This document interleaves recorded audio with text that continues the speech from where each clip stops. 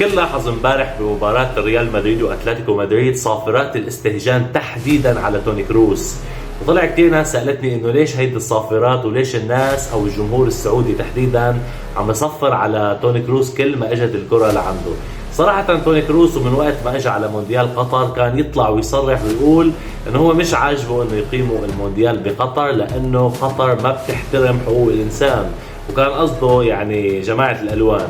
هيدي من جهة. من جهة تانية كمان توني كروس طلع بتصريح وقال انه هن لعبة بايد الفيفا والاتحاد الاوروبي، لانه لو ما كانوا هيك اللاعبين ما كان ابدا شارك ببطولة مثل السوبر الاسباني هيدي المقامة بالسعودية، لانه الهدف منها مش كروي وانما الهدف منها المال فقط.